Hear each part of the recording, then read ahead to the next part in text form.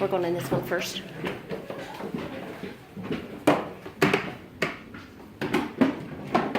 Carthage Jail.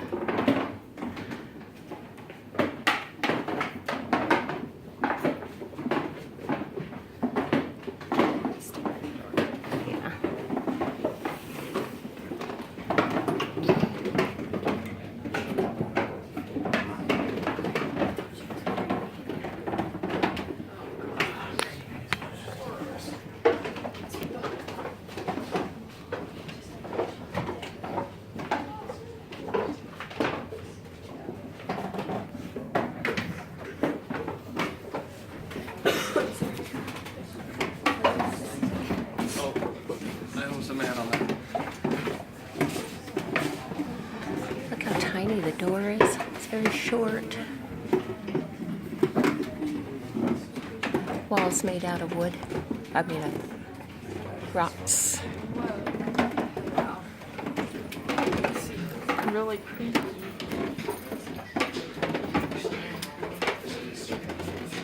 Looks like there's a little drop of sunlight allowed in through that little crack.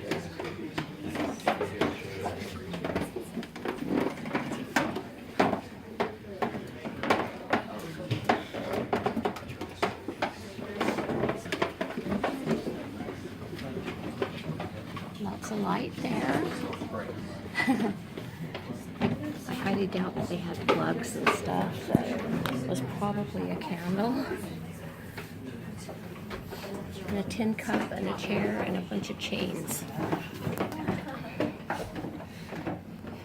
It's just interesting how they would arrest them for nothing.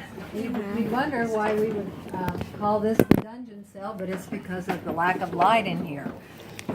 You would expect it to be downstairs in underground, but if you look at the ceiling, you'll notice those hand-hewn logs that make up the base of the flooring.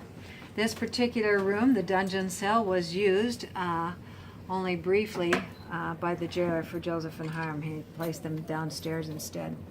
But when on the 27th of June, Joseph had been shot in the bedroom and had fallen out of the window, the men that were on the stairs ran down the stairs outside to see what had happened to him.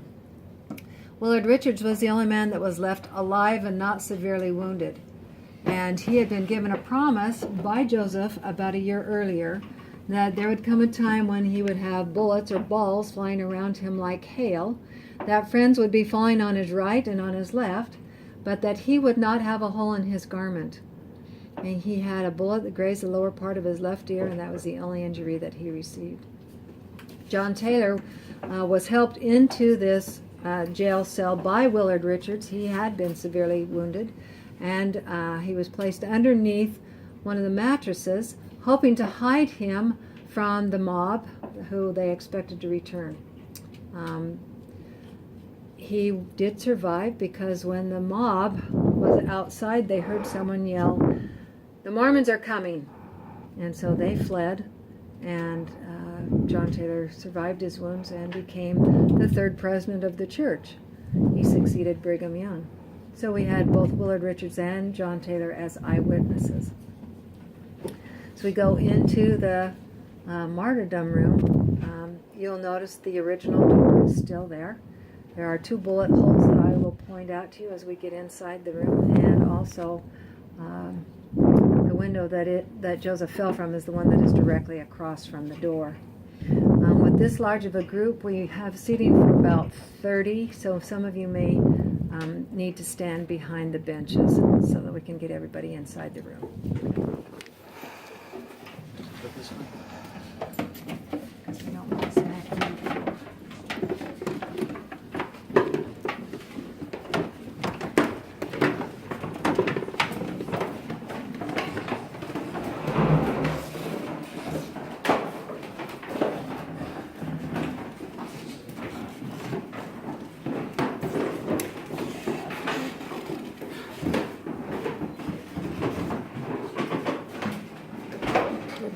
Dad.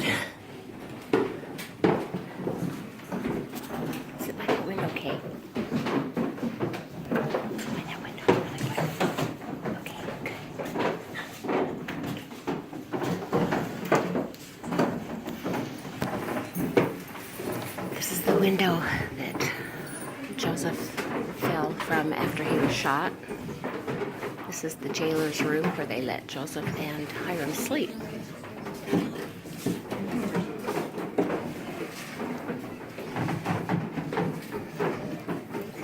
Over by the sister missionary, there's a hole right in the door. You can see there's 2 holes, but I only see one right now.